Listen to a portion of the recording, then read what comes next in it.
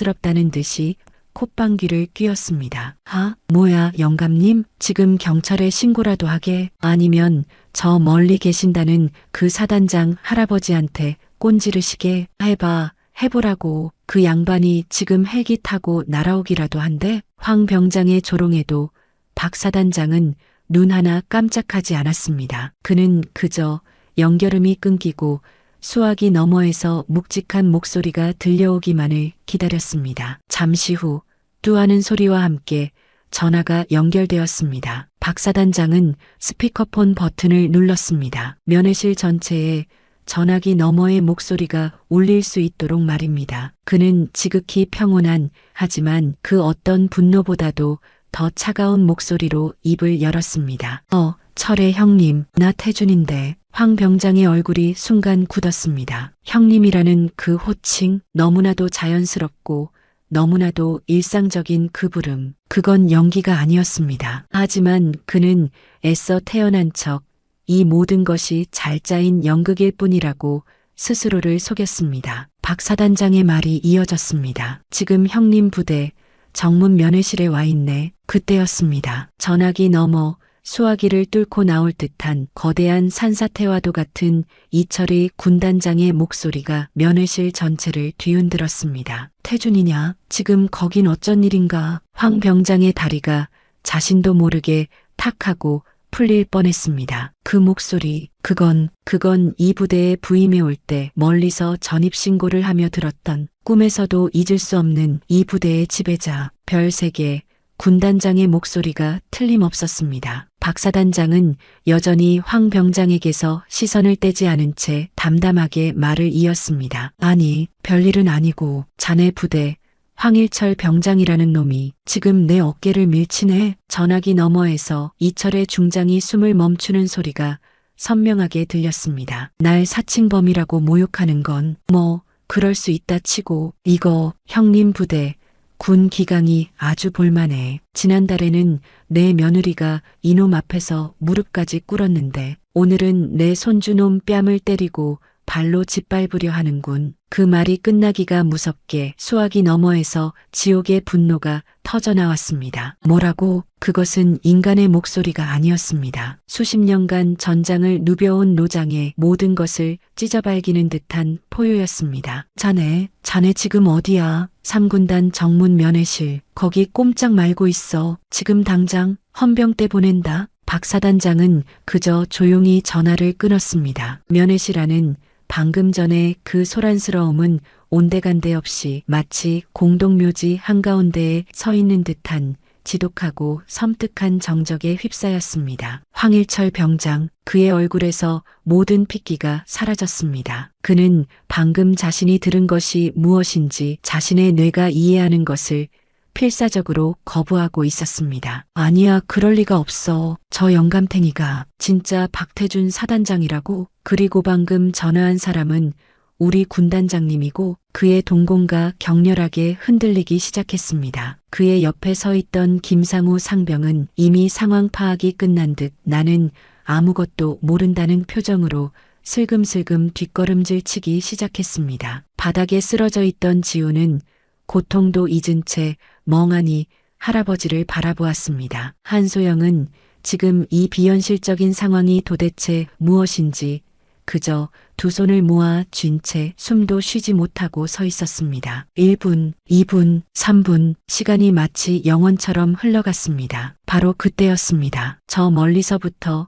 땅이 울리는 소리가 들려오기 시작했습니다. 그것은 평범한 자동차 소리가 아니었습니다. 공기를 찢는 날카로운 사이렌 소리, 그것도 한두 대가 아니었습니다. 수십 대의 차량이 동시에 울부짖으며 이 작은 부대 정문을 향해 미친 듯이 돌진해 오고 있었습니다. 창밖을 내다보던 다른 면회객 중 누군가가 비명을 질렀습니다. 저게 다 뭐야? 부대 정문 위병소의 차단봉이 마치 종이장처럼 부러져 나가며 검은색 지휘 차량 한 대가 먼지를 일으키며 면회실 바로 앞에 급정거했습니다. 그 차량의 번호판에는 별 3개가 번쩍이고 있었습니다. 그리고 그 뒤를 이어 헌병대라고 쓰인 장갑차와 무장한 군인들을 가득 태운 군용 트럭들이 마치 전쟁이라도 난 듯이 면회실 건물을 순식간에 포위했습니다. 쾅! 군단장의 지휘 차량 문이 거칠게 열리고 이철의 중장이 불타는 듯한 얼굴로 차에서 내렸습니다. 그의 분노는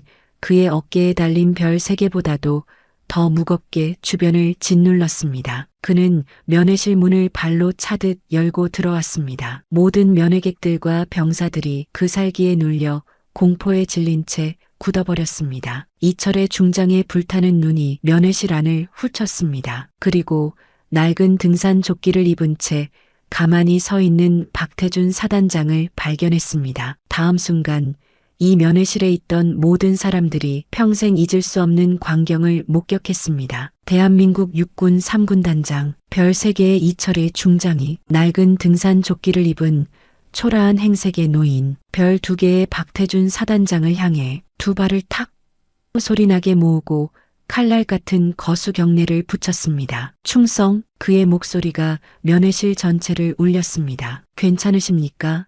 박 장군님, 이 못난 후배가, 아니, 이 못난 지휘관이 장군님께 이런 꼴을 보이게 되어 진심으로 죄송합니다. 황일철 병장과 김상우 상병의 눈이 그 자리에서 그대로 뒤집혔습니다. 장군님? 그들의 뇌가 비로소 이 모든 상황을 받아들였습니다. 저 영감탱이, 저 늙은이, 저 사칭범, 진짜 별 2개의 사단장이었습니다. 황 병장의 다리에서 힘이 완전히 풀렸습니다. 그는 그 자리에 털썩 주저앉아 마치 넋이 나간 사람처럼 중얼거렸습니다. 아니야, 말도 안 돼. 김상병은 이미 바닥에 납작 엎드려 살려달라는 말조차 잊은 채 바닥만 긁고 있었습니다. 이철의 중장은 경례를 거두고 천천히 박 사단장에게 다가갔습니다. 그리고는 그의 밀쳐진 어깨를 안타까운 눈으로 쓸어주었습니다. 태준이, 아니, 박 장군, 대체 이 부대가. 박 사단장은 아무 말 없이 그저 바닥에 쓰러진 손주 지훈을 가리켰습니다. 이철의 중장의 고개가 천천히 황 병장에게로 돌아갔습니다. 그의 눈은 더 이상 분노가 아니었습니다. 그것은 살아있는 생명체를 향한 것이라고는 믿을 수 없는 차가운 경멸과 살기 그 자체였습니다. 그는 뒤에 서 있던 헌병대장을 향해 나지막이 하지만 모두가 들을 수 있도록 소리쳤습니다. 헌병대장, 뭐하고 있나? 투구와 방탄조끼로 무장한 헌병대장이 우렁찬 목소리로 격려했습니다. 헌병대장 대령, 김철수, 저놈들. 이철의 중장의 손가락이 바닥에 주저앉은 황 병장과 엎드려 떠는 김상병을 정확히 가리켰습니다. 현역 장군 폭행 및 모욕죄, 상관 사칭 모욕죄 현행범이다. 그의 목소리가 천둥처럼 면회실을 때렸습니다. 당장 저놈들 목에 수갑 채워서 체포해. 직권남용, 가혹행위, 갈취, 협박, 헌병대에서 조사 가능한 모든 죄목을 다 붙여 오늘부로 저놈들 군복 벗길 준비해. 당장 내 눈앞에서 끌어내. 헌병들이 마치 기다렸다는 듯이 두 사람에게 달려들었습니다. 황 병장은 그제야 정신이 든 듯 이철의 중장의 군홧발을 붙잡고 애원하기 시작했습니다. 군단장님, 잘못했습니다. 제가 미쳤었나 봅니다. 살려주십시오. 한 번만 용서해 주십시오. 하지만 이철의 중장은 더러운 벌레라도 보는 듯이 그의 손을 쳐냈습니다. 시끄럽다. 내 놈의 그 더러운 손으로 감히 내 며느님을, 아니 박 장군 며느님을 무릎 꿇게 만들었단 말이냐. 그는 헌병들에게 다시 소리쳤습니다. 당장 저 아가리를 맞고 끌어내지 못해. 으악!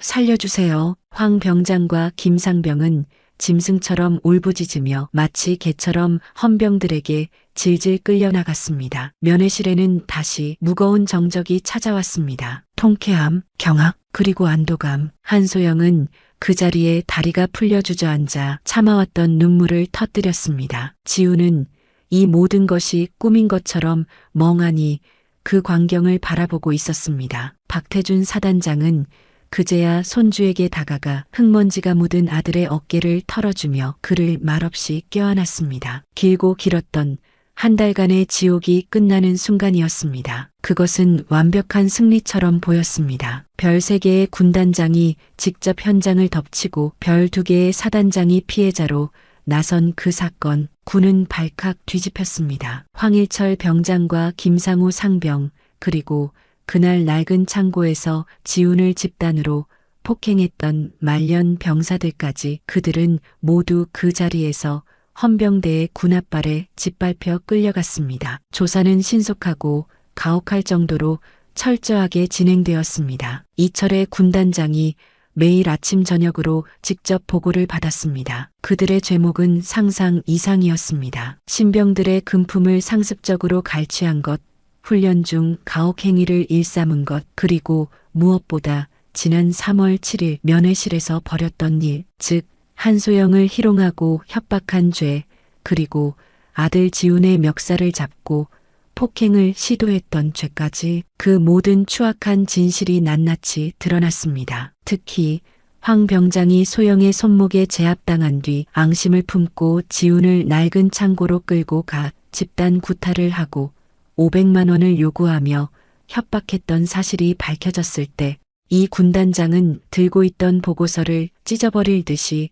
분노했습니다. 결과는 신속했습니다. 황일철과 김상우 두 주동자는 군사재판에 넘겨져 불명예 전역이라는 군인으로서 받을 수 있는 가장 치욕스러운 처벌을 받았습니다. 그들의 이름은 군적에서 파이고 사실상 사회에서도 낙오자로 낙인 찍힌 것이나 다름없었습니다. 그 소식을 전해 들은 날 소영은 시아버지의 관사에서 펑펑 울었습니다. 14년간 묵혀두었던 그 모든 서름과 공포가 안도감과 함께 터져나온 것이었습니다. 아버님 감사합니다. 정말 감사합니다. 박태준 사단장은 그런 며느리의 어깨를 말없이 토닥여 주었습니다. 그의 얼굴에도 비로소 안도의 빛이 스쳤습니다. 썩어 빠진 환부를 그 뿌리째 도려냈다고 그는 그렇게 믿었습니다. 하지만 그들은 몰랐습니다. 거대한 나무의 가장 굵은 줄기를 잘라냈을 때 그 아래 숨어있던 잔뿌리들이 어둠 속에서 더욱 악착같이 번식한다는 사실을 말입니다. 그날 저녁 지훈은 모든 조사를 마치고 생활관으로 돌아왔습니다. 황 병장과 김 상병이 사라진 생활관, 얼핏 평화가 찾아온 듯 보였습니다. 하지만 그를 맞이한 것은 동기들의 따뜻한 위로가 아니었습니다. 그건 설명할 수 없는 차갑고 끈적한 침묵이었습니다. 모두가 그를 힐끔거렸지만 누구 하나 그에게 먼저 말을 걸지 않았습니다. 그들의 시선 속에는 내가 이겼다는 안도감이 아니었습니다. 그것은 너 때문에 일이 커졌다는 원망과 너는 우리와 다르다는 이질감, 그리고 저놈은 건드리면 안 된다는 두려움이었습니다. 그때였습니다. 황 병장의 바로 아래 기수였던 최 상병이라는 자가 침상 정리를 하다 말고 지훈의 옆을 지나가며 실수인 척 그의 어깨를 세게 부딪혔습니다. 아, 미안. 그의 목소리에는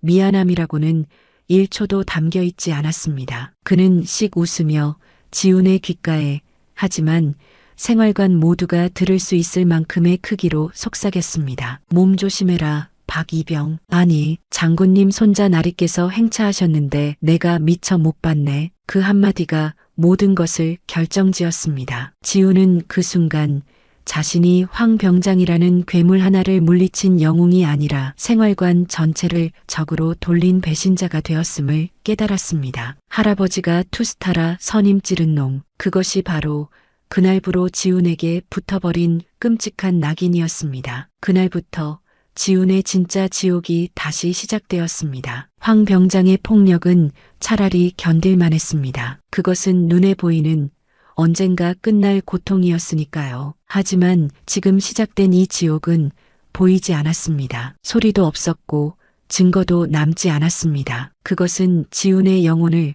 하루하루 갉아먹는 잔인하고 교묘한 형벌이었습니다. 6개월, 지옥 같던 그 6개월의 시간이 흘렀습니다. 최 상병을 비롯한 황 병장의 쫄따구들은 절대 지훈을 때리거나 욕하지 않았습니다. 대신 그들은 지훈을 완벽한 투명 인간으로 만들었습니다. 아침 점호 시간, 전투와 끈이 감쪽같이 사라졌습니다. 지훈이 사색이 되어 관물대를 뒤지는 동안 그들은 아무도 그를 도와주지 않았습니다. 그저 멀리서 비웃을 뿐이었죠. 지훈은 결국 간부에게 불려나가 이유도 모른 채 얼차려를 받아야 했습니다. 각계전투 훈련이 있던 날이었습니다. 가장 힘들다는 야간 산악행군. 지우는 이를 악물고 동기들을 따라붙었습니다. 잠시 쉬는 시간, 목이 타들어가 수통을 열었지만 물은 한 방울도 남아있지 않았습니다. 누군가 쉬는 시간에 몰래 버린 것이었습니다. 그는 탈수 직전까지 몰렸고 결국 대열에서 낙오하고 말았습니다. 하지만 아무도 그를 기다려주지 않았습니다. 그들은 약속이나 한 듯이 지훈을 버려두고 어둠 속으로 사라졌습니다. 지훈은 칠흑 같은 어둠 속 낯선 산 속에 홀로 남아 공포에 떨어야 했습니다. 그는 날이 밝아서야 겨우 부대로 복귀할 수 있었습니다. 가장 끔찍한 것은 밥 먹는 시간이었습니다. 수백 명이 왁자지껄 떠드는 그 넓은 식당에서 오직 지훈의 주변만은 시간이 멈춘 듯 고요했습니다. 그가 식판을 들고 테이블에 앉으면 밥을 먹던 선임들과 동기들이 약속이나 한 듯이 다 먹었다며 일제히 일어나 자리를 떠났습니다. 지훈은 언제나 그 시끄러운 식당 한가운데서 섬처럼 홀로 남아 모래알 같은 밥을 씹어야 했습니다. 소영은 이 모든 것을 알 리가 없었습니다. 아니, 어쩌면 어렴풋이 느끼고 있었는지도 모릅니다. 그녀는 아들과 일주일에 한 번씩 통화를 했습니다. 지훈아, 엄마야, 잘 지내? 이제 괜찮은 거지? 처음 한 달간 지훈은 애써 밝은 목소리를 냈습니다. 그럼 엄마, 나 완전 잘 지내지. 이제 아무도 나 안 건드려. 걱정 마. 하지만 시간이 흐를수록 지훈의 목소리는 점점 생기를 잃어갔습니다. 말수가 줄었고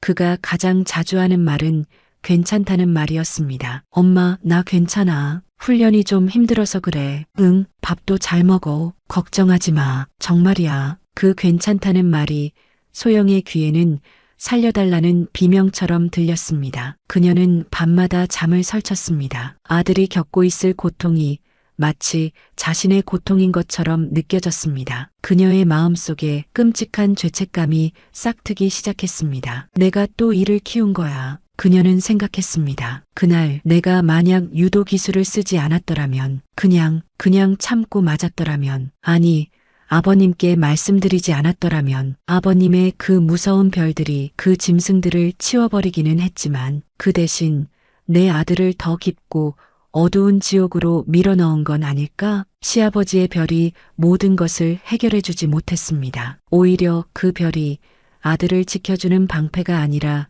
아들을 올가매는 족쇄가 되어버렸다는 사실을 소영은 뒤늦게 깨달았습니다. 그리고 마침내 지옥 같던 6개월이 흘렀습니다. 지훈이 일병 계급장을 달고 드디어 첫 휴가를 나오는 날이었습니다. 소영은 새벽부터 일어나 지난번 면회 때 아들이 입에도 대지 못했던 그 음식들을 다시 정성껏 준비했습니다. 그녀는 설렘보다는 불안과 두려움이 더 큰 마음으로 강원도행 버스에 몸을 실었습니다. 부대 앞 위병소, 휴가를 나오는 수많은 장병이 마중 나온 가족과 연인들을 보고 환호성을 지르고 있었습니다. 소영은 그 인파 속에서 초조하게 아들의 모습을 찾았습니다. 얼마나 지났을까? 저 멀리 위병소를 통과하는 익숙하지만 너무나도 낯선 뒷모습이 보였습니다. 지훈이었습니다. 소영은 아들의 이름을 부르려다 그 자리에 얼어붙고 말았습니다. 6개월 만에 보는 아들. 그는 2등병이 아니라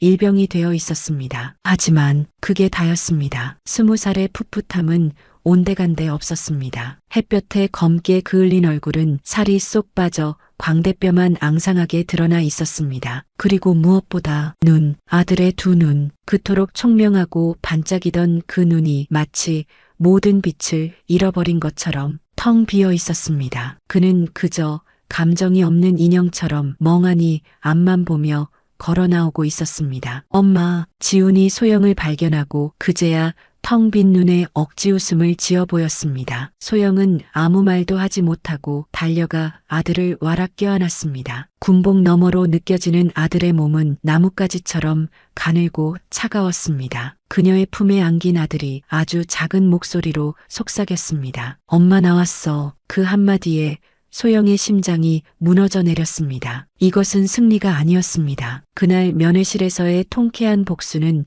아무것도 해결하지 못했습니다. 오히려 아들에게 겉으로 보이지 않는 뼛속까지 시린 상처만을 남겼다는 것을 그녀는 뼈저리게 깨달았습니다. 그녀의 눈에서 뜨거운 눈물이 쏟아지기 시작했습니다. 아들에 대한 미안함, 그리고 이 모든 일을 이렇게까지 만든 자기 자신에 대한 지독한 죄책감이었습니다. 그렇게 지옥 같던 6개월의 시간이 마치 10년처럼 흘러갔습니다. 아들 지우는 일병 계급장을 달고 드디어 첫 휴가를 나왔습니다. 하지만 한소영은 위병소 앞에서 마주했던 아들의 그 텅 빈 눈동자를 잊을 수가 없었습니다. 앙상하게 마른 어깨, 빛을 잃은 눈빛, 그것은 괴물을 물리친 승리자의 모습이 아니었습니다. 더 깊고 어두운 지옥에서 겨우 목숨만 부지한 채 기어나온 패잔병의 모습이었습니다. 소영은 이대로 아들을 다시 부대로 돌려보낼 수 없었습니다. 그녀는 남은 휴가 며칠 동안 아들의 그 텅 빈 마음에 억지로라도 빛을 불어넣고 싶었습니다. 그녀는 자신의 모든 일정을 취소했습니다. 최고급 식당을 예약하고 아들이 보고 싶어 했던 영화표를 끊고 가장 좋은 옷을 사입혔습니다. 하지만 지우는 그저 영혼이 빠져나간 인형처럼 엄마가 하자는 대로 끌려다닐 뿐이었습니다. 웃지도 않았고 울지도 않았습니다. 휴가 마지막 날이었습니다. 소영은 아들의 손을 이끌고 탁 트인 한강공원으로 향했습니다. 화창한 가을 하늘 아래 수많은 사람이 웃고 떠들며 자전거를 타고 있었습니다. 지훈아, 우리 저기 솜사탕 먹을까? 어릴 때 너 정말 좋아했잖아. 아니면 우리 자전거 빌려서 저 끝까지 달려볼까? 엄마가 이길 자신 있는데. 소영은 애써 밝은 목소리를 냈지만 그 목소리는 그녀의 심장처럼 미세하게 떨리고 있었습니다. 지우는 멍하니 강물을 바라보며 아주 작은 목소리로 대답했습니다. 괜찮아, 엄마. 난 다 괜찮아. 그 괜찮다는 말, 그것이 소영의 가슴을 가장 아프게 후벼 팠습니다. 그것은 정말 괜찮다는 뜻이 아니었습니다. 그것은 나는 이제 아무것도 느낄 수 없다는 20살 청년의 절망적인 항복 선언이었습니다. 소영은 이 모든 것이 자기 탓인 것만 같아 차오르는 눈물을 애써 삼켰습니다. 그녀의 머릿속에 6개월 전 그날의 통쾌했던 기억이 이제는 끔찍한 악몽이 되어 되살아났습니다. 아버님의 그 엄청난 힘을 빌린 것이 결국 내 아들에게는 돌이킬 수 없는 독이 된 걸까? 내가 그날 그냥 한 번 더 무릎을 꿇었더라면 차라리 그 편이 나았을까? 그녀는 죄책감에 고개를 숙였습니다. 그녀가 아들을 지키기 위해 선택했던 그 모든 행동이 오히려 아들을 낭떠러지로 밀어버린 것만 같았습니다. 두 사람이 무거운 침묵 속에서 강변을 걷고 있던 바로 그때였습니다. 저기 다리 밑 그늘진 곳에서 시끄럽고 거친 웃음소리가 들려왔습니다. 왠지 모르게 불길한 익숙한 그 웃음소리. 소영의 심장이 쿵 하고 내려앉았습니다. 그녀의 시선이 소리가 나는 쪽으로 천천히 향했습니다. 그리고 그 자리에 얼어붙고 말았습니다. 그들이었습니다. 황일철 그리고 김상우. 그들은 더 이상 군복을 입고 있지 않았습니다. 군대에서 불명예스럽게 쫓겨난 그들은 몸에 딱 붙는 검은색 옷을 입고 있었습니다. 두 사람의 팔뚝에는 보는 사람을 위협하려는 듯 험악하고 조잡한 그림들이 가득했습니다. 그들은 마치 세상 모든 것에 불만 가득한 길 잃은 짐승들처럼 보였습니다. 그들의 눈은 군대에서 쫓겨난 것에 대한 분노와 자신들의 실패를 남의 탓으로 돌리는 원망으로 이글거리고 있었습니다. 황일철이 먼저 군복을 입은 지훈을 발견했습니다. 그의 입가에 뱀처럼 비열한 미소가 번졌습니다. 어쭈? 이게 누구야? 내가 꿈에서도 그리워했던 박일병 아니신가? 지훈의 몸이 그 목소리 하나에 나뭇잎처럼 사시나무 떨듯이 떨리기 시작했습니다. 6개월간 그를 짓눌렀던 그 끔찍한 공포가 본능처럼 되살아난 것입니다. 지우는 자기도 모르게 엄마의 팔을 붙잡으며 뒷걸음질 쳤습니다. 소영이 본능적으로 아들 앞을 가로막았습니다. 그녀의 목소리는 공포로 떨리고 있었습니다. 그만하세요. 다 끝난 일이잖아요. 제발 그냥 가세요. 황일철이 배를 잡고 웃었습니다. 끝나? 아줌마, 뭐가 끝나? 당신 아들, 그 잘나신 사단장 할아버지 백 믿고 내 인생을 아주 개박살을 내놨는데 내가 이 꼴이 됐는데 뭐가 끝났다는 거야. 그의 눈에 살기가 번뜩였습니다. 그는 소영을 노려보며 한 걸음 한 걸음 다가왔습니다. 아, 박지훈, 넌 좋겠다. 할아버지 백으로 편하게 군 생활하고 휴가도 나오고 난 이렇게 쫓겨나서 이 꼴인데 넌 꼬박꼬박 나라에서 밥도 주고 잠도 재워주고 안 그러냐? 그는 지훈의 군복을 손가락으로 툭 쳤습니다. 그리고는 지훈의 귓가에 악마처럼 속삭였습니다. 근데 넌 현역이라 나 못 때리지? 그것은 명백한 조롱이자 덫이었습니다. 넌 지금 이 신성한 군복을 입고 있잖아. 근데 난 뭐야? 난 민간인이야. 내가 감히 이 민간인을 때리면 어떻게 될까? 그의 말이 끝나기가 무섭게 황일철이 소영의 어깨를 거칠게 밀쳤습니다. 아줌마는 빠져. 소영이 균형을 잃고 뒤로 나자빠졌습니다. 그 순간 6개월간 죽은 듯이 텅 비어있던 지훈의 눈동자에 시뻘건 불꽃이 터져 올랐습니다. 이 개새끼가, 그것은 이성이 아니었습니다. 20살 아들의 억눌려왔던 모든 분노가 터져나온 본능이었습니다. 지훈의 주먹이 황일철의 얼굴을 향해 날아갔습니다. 하지만 그 주먹은 황일철에게 닿지 못했습니다. 6개월간 밥도 제대로 먹지 못하고 매일 밤낮으로 괴롭힘에 시달렸던 지훈의 몸, 앙상하게 마른 그 주먹은 너무나도 약했습니다. 황일철은 짐승처럼 웃으며 지훈의 주먹을 손쉽게 잡아챘습니다. 꼴의 힘은. 그는 잡은 팔을 비틀어 지훈을 그대로 시멘트 바닥에 내리꽂았습니다. 쿵 하는 둔탁한 소리와 함께 지훈이 고통스러운 비명을 질렀습니다. 황일철은 그것으로 멈추지 않았습니다. 그는 앙상하게 마른 지훈의 몸 위로 올라타 짐승처럼 주먹을 휘두르기 시작했습니다. 이 새끼가, 내가 감히 누굴 쳐? 내 할애비가 사단장이면 다야? 죽어. 피가 튀었습니다. 지훈의 얼굴이 순식간에 피범벅이 되었습니다. 하지 마세요. 제발 살려주세요. 소영이 절규하며 황일철의 등을 붙잡고 말렸지만 그는 꿈쩍도 하지 않았습니다. 옆에 있던 김상우가 소영을 발로 차듯 밀어냈습니다.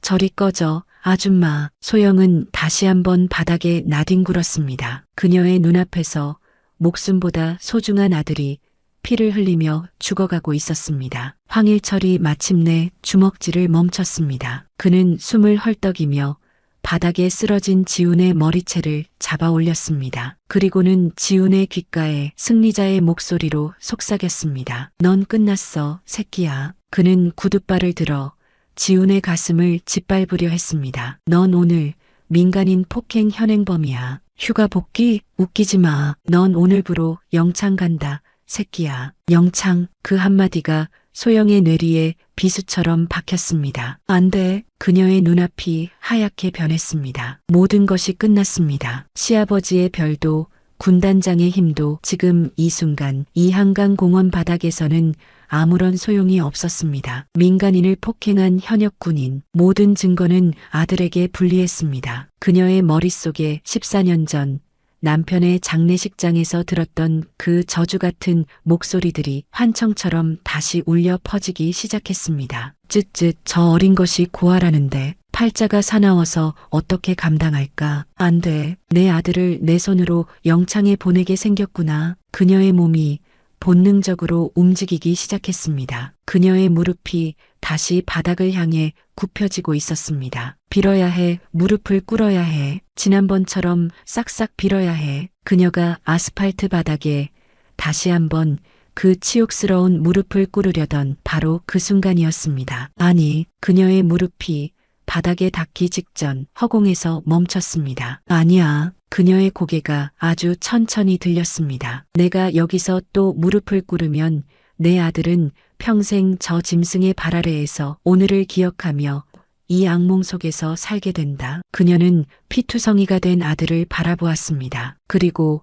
그 아들을 짓밟고 서서 자신을 비웃고 있는 황일철을 바라보았습니다. 그 순간 시아버지 박태준 사단장의 목소리가 그녀의 귓가에 천둥처럼 울렸습니다. 소영아, 너는 그저 순직한 내 아들의 아내가 아니다. 내 며느리이기만 한 것도 아니고 너 자체로도 아주 빛나는 사람이야. 그녀의 눈에서 공포의 눈물이 멈췄습니다. 그녀의 머릿속에서 지긋지긋했던 장례식장의 환청이 사라졌습니다. 그녀는 하늘을 올려다보았습니다. 여보, 하늘에서 보고 있지? 나 더 이상 숨지 않을게. 더 이상 당신의 아내, 지훈이의 엄마로만 살지 않을게. 그녀의 눈빛이 변했습니다. 지난 14년간 두려움과 죄책감으로 떨리던 그 선량한 눈이 아니었습니다. 마치 20해 전 피냄새와 땀냄새가 진동하는 매트 위에서 상대를 찢어발길듯이 노려보던 18살 국가대표 상비군, 맹렬하고 거침없었던 한소영의 눈빛으로 돌아왔습니다. 그녀는 바닥에 주저앉은 채 천천히 입고 있던 거칠애뿐인 부드러운 카디건을 벗어던졌습니다. 그녀의 단단한 어깨와 굳은 살이 박인 그 손이 차가운 가을바람 속에 드러났습니다. 황일철은 그 기묘하고 서늘한 변화를 눈치채지 못한 채 여전히 지훈을 짓밟으며 낄낄거리고 있었습니다. 심판의 시간은 아직 끝나지 않았습니다. 아니, 이제부터가 진짜 시작이었습니다. 한소영이 입고 있던 겉옷을 벗어던졌습니다. 그것은 단순한 행동이 아니었습니다. 지난 14년간 그녀를 올가매고 있던 순직한 군인의 아내, 착한 며느리, 그리고 조용히 살아야 하는 엄마라는 이름에 무겁고 숨막히던 갑옷을 벗어던진 것입니다. 차가운 가을바람이 그녀의 단단한 어깨와 팔을 감쌌습니다. 황일철은 피투성이가 된 지훈의 머리채를 쥔 채 그 광경을 보고 낄낄거렸습니다. 아, 뭐야, 아줌마. 옷은 왜 벗어? 이제 와서 나랑 한판 붙어보시겠다? 아니면 춥다고? 그의 눈에는 이 가냘픈 여자가 할 수 있는 것은 아무것도 없다는 승리자의 오만함만이 가득했습니다. 그는 소영이 지난번처럼 다시 그 바닥에 무릎을 꿇고 빌 것이라 확신했습니다. 하지만 소영은 무릎을 꿇지 않았습니다. 그녀는 천천히, 아주 천천히 일어섰습니다. 지난 6개월간 죄책감과 공포로 떨리던 그 눈이 아니었습니다. 그녀의 눈은 14년의 세월을 거슬러 올라가 피냄새와 땀냄새가 진동하던 매트 위에 섰던 18살의 그 맹렬한 눈빛으로 돌아가 있었습니다. 모든 감정이 사라진 오직 상대를 제압하겠다는 차가운 본능만이 남은 사냥꾼의 눈이었습니다. 그녀는 피투성이가 되어 쓰러진 아들 지훈을 향해 나지막이 말했습니다. 그 목소리는 조금의 떨림도 없었습니다. 지훈아, 5초만, 딱 5초만 눈 감고 있어. 엄마가 금방 끝낼게. 지훈은 희미해지는 의식 속에서 엄마의 그 낯선 뒷모습을 바라보았습니다. 황일철은 그 말에 참을 수 없다는 듯이 폭소를 터뜨렸습니다. 미쳤네. 이 아줌마가 5초? 좋아. 내가 내년 덮치는 데는 1초도 안 걸려. 그는 지훈의 머리채를 바닥에 내동댕이 치고 소영을 향해 짐승처럼 달려들었습니다. 그의 거대한 손이 소영의 머리채를 움켜잡기 위해 허공을 갈랐습니다. 바로 그 순간이었습니다. 황일철의 손이 그녀의 머리카락에 닿기도 전에 소영의 굳은 살 박인 손이 먼저 움직였습니다. 그녀의 손이 번개처럼 날아들어 황일철이 뻗은 팔의 소매를 낚아챘습니다. 동시에 다른 한 손은 그의 가슴팍 옷깃을 움켜쥐었습니다. 뭐야? 황일철이 당황할 틈도 없었습니다. 소영의 몸이 한치의 망설임도 없이 회전했습니다. 그녀의 등이 그의 가슴팍으로 파고들었고 단련된 엉덩이가 그의 중심을 완벽하게 무너뜨렸습니다. 지난 14년간 필라테스로 다져진 흐트러짐 없는 몸의 중심이었습니다. 세상이 황일철의 눈앞에서 거꾸로 뒤집혔습니다. 그것은 완벽한 업어치기였습니다. 그녀가 18살 시절 전국을 제패했던 바로 그 기술이었습니다. 1초, 소영의 몸이 그를 들어 올렸습니다. 2초, 그의 거대한 몸이 허공에 붕 떴습니다. 그리고 3초째, 소영은 그를 한강공원의 딱딱한 시멘트 바닥을 향해 자비 없이 내리꽂았습니다. 쾅! 마치 거대한 수박이 터지는 듯한 끔찍한 소리가 울려 퍼졌습니다. 황일철의 등과 머리가 시멘트 바닥에 정통으로 부딪혔습니다. 그의 입에서 억하는 숨이 끊어지는 소리가 터져나왔습니다. 그의 두 눈이 자신이 지금 무슨 일을 당했는지도 깨닫지 못한 채 하얗게 뒤집혔습니다. 그는 그 자리에 대자로 뻗어 미세한 경련조차 일으키지 못했습니다. 완벽한 실신이었습니다. 한강공원의 모든 소리가 멎었습니다. 자전거를 타던 사람들, 솜사탕을 팔던 상인, 산책하던 연인들 모두가 숨을 죽인 채 이 믿을 수 없는 광경을 지켜보았습니다. 저 가냘픈 여자가 저 덩치 큰 남자를 단 1초 만에 바닥에 매다 꽂았습니다. 이 모든 상황을 지켜보던 김상우, 그의 뇌가 이 상황을 받아들이는 데는 정확히 3초가 걸렸습니다. 자신의 두목이 괴물 같던 황일철이 저 여자에게 한 방에 나가떨어졌습니다. 그의 얼굴이 공포로 새하얗게 질렸습니다. 저건 여자가 아니야, 괴물이야. 그는 주머니 속을 뒤졌습니다. 손에 잡히는 것이 있었습니다. 혹시 모를 상황에 대비해 가지고 다니던 날카로운 공업용 칼이었습니다. 그는 그것이 자신을 지켜줄 유일한 무기라 생각했습니다. 이 미친년아, 오지마, 다가오지마. 그는 칼을 빼어들고 칼날을 앞으로 향한 채 소영을 향해 비명을 질렀습니다. 소영은 기절한 황일철을 내려다보지도 않았습니다. 그녀는 천천히 김상우를 향해 고개를 돌렸습니다. 그녀의 눈은 칼을 보고도 조금도 흔들리지 않았습니다. 주변에서 사람들이 비명을 지르기 시작했습니다. 위험해. 칼 들었어. 아가씨, 피해. 하지만 소영은 피하지 않았습니다. 김상우는 공포에 질려 이성을 잃고 칼을 쥔 채 마구잡이로 휘두르며 달려들었습니다. 죽어버려. 김상우가 칼을 쥔 손을 소영의 복부를 향해 깊숙이 찔러 넣으려던 바로 그 찰나였습니다. 소영의 몸이 다시 한번 바람처럼 움직였습니다. 그녀는 칼날을 피하지 않았습니다. 오히려 그 칼날을 향해 한 걸음 더 파고들었습니다. 그리고는 달려드는 김상우의 발목을 자신의 발로 강하게 걷어찼습니다. 발목 받치기였습니다. 김상우는 자신의 발목이 걸리는 순간 앞으로 고꾸라질 수밖에 없었습니다. 하지만 소영은 그가 넘어지는 것을 그냥 내버려 두지 않았습니다. 그가 균형을 잃고 앞으로 쏟아지는 바로 그 순간 소영은 넘어지는 그의 몸을 따라 함께 바닥으로 굴렀습니다. 그리고는 칼을 쥔 그의 팔을 정확하게 낚아챘습니다. 그녀는 자신의 두 다리로 그의 몸통을 감았고 두 팔로는 그의 팔목을 제압했습니다. 시멘트 바닥에 등이 닿는 것과 동시에 그녀는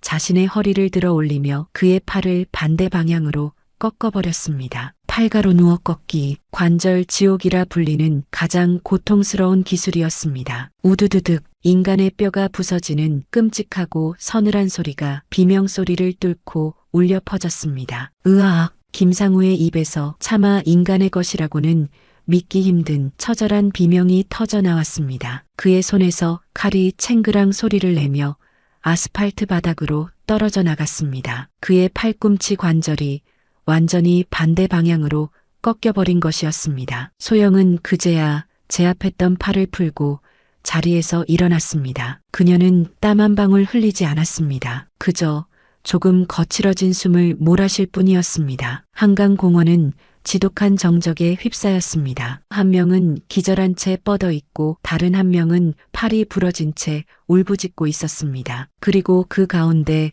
흙먼지가 묻은 소영이 아들 지훈을 향해 천천히 걸어가고 있었습니다. 그녀는 피투성이가 된 아들을 부축해 일으켰습니다. 지훈은 눈앞에서 벌어진 이 모든 광경을 마치 꿈처럼 멍하니 바라보고 있었습니다. 엄마, 그의 목소리가 경이로움과 충격으로 떨려왔습니다. 소영은 아들의 터진 입가를 자신의 손수건으로 조용히 닦아주었습니다. 괜찮아. 아들 이제 다 끝났어. 정말 다 끝났어. 그때서야 여기저기서 휴대폰으로 이 모든 광경을 찍고 있던 사람들이 웅성거리기 시작했습니다. 대박, 방금 저 여자분이 와 영화 찍는 거 아니야? 아니야. 아까 저 젊은 군인이 먼저 맞았어. 저 깡패 같은 놈들이 먼저 때렸다고. 맞아. 저기 저놈은 칼까지 꺼냈잖아. 사람들의 웅성거림과 요란한 경찰차 소리가 동시에 울려 퍼졌습니다. 조폭 잡는 필라테스 여신, 현역 군인 구한 용감한 시민. 그날 저녁 한강공원에서 벌어진 이 통쾌한 싸움의 영상은 순식간에 온 나라를 뒤덮었습니다. 영상 속에는 황일철이 먼저 지훈을 무자비하게 폭행하는 장면과 김상우가 칼을 꺼내 휘두르는 장면이 아주 선명하게 찍혀 있었습니다. 며칠 뒤 군 헌병대와 경찰의 합동 조사가 이루어졌습니다. 지훈은 정당방위 및 현행범 제압으로 그 어떤 처벌도 받지 않았습니다. 오히려 위험을 무릅쓴 용감한 군인으로 표창까지 받게 되었습니다. 황일철과 김상우는 특수폭행 및 흉기 사용 협박 혐의로 그 자리에서 구속되었습니다. 온 세상이 소영의 이야기로 뜨거웠습니다. 사람들은 그녀가 과거 국가대표 상비군 유도 선수였다는 사실에 열광했습니다. 그리고 또 며칠 뒤 강남의 그 고급스러운 필라테스 스튜디오, 소영은 자신이 14년간 굳게 닫아두었던 바로 그 사물함 앞에 섰습니다. 그녀는 천천히 문을 열었습니다. 그곳에는 순직한 남편의 UDT 제복 사진과 18살의 자신이 금메달을 목에 걸고 웃고 있는 사진이 여전히 붙어 있었습니다. 그녀는 그 사진들을 바라보며 지난날의 자신과는 다른 아주 맑고 편안한 미소를 지었습니다. 그녀는 사물함 가장 깊숙한 곳으로 손을 뻗었습니다. 그리고 14년 만에 하얗게 바랬지만 여전히 빳빳한 낡은 유도 도복을 꺼내 들었습니다. 몇 달 후 화려한 강남의 스튜디오가 아니었습니다. 동네에 작고 허름하지만 아이들의 기합 소리로 가득 찬 작은 유도 체육관이었습니다. 땀 냄새가 가득한 그곳에서 소영이 하얀 유도 도복을 입은 채 어린아이들에게 넘어지는 법을 가르치고 있었습니다. 자, 무서워하지 말고 넘어지는 걸 두려워하면 일어설 수도 없어요. 그녀는 환하게 웃으며 아이들과 함께 매트 위를 뒹굴었습니다. 땀으로 흠뻑 젖은 그녀의 얼굴은 그 어떤 때보다도 행복해 보였습니다. 체육관 문 밖에서 두 남자가 그 모습을 흐뭇하게 바라보고 있었습니다. 평온한 일상복 차림의 시아버지 박태준, 그리고 이제는 상처가 모두 아물고 늠름한 군인의 모습으로 휴가를 나온 아들 박지훈이었습니다. 지훈이 할아버지의 어깨에 기대어 말했습니다. 할아버지, 우리 엄마 진짜 멋있죠? 박 사단장은 며느리의 그 환한 웃음에서 눈을 떼지 못한 채 조용히 고개를 끄덕였습니다. 소영은 매트 위에서 아이들을 가르치다 문 밖에 두 사람을 발견했습니다. 그녀는 세상에서 가장 눈부신 미소를 지으며 그들을 향해 손을 흔들었습니다. 그녀는 더 이상 순직한 군인의 아내도 장군의 며느리도 그저 지훈이 엄마만도 아니었습니다. 자신의 두 번째 꿈을 되찾은 한소영이었습니다. 그녀의 굳은 살 박인 손이 가을 햇살 아래 그 어느 때보다도 자랑스럽게 빛나고 있었습니다. 오늘의 사연 어떻게 들으셨나요? 감동을 느끼셨다면 이 영상을 친구나 가족에게 공유해 주세요. 다음 영상을 누르시기 전에 잠깐 구독과 좋아요 먼저 꼭 눌러주시면 부자 되실 거예요. 지금까지 맛있는 사연을 만드는 채널 사연의 맛이었습니다. 오늘도 귀한 시간 내어주시고 끝까지 시청해주신 구독자 여러분, 진심으로 감사드립니다. 그리고 사랑합니다.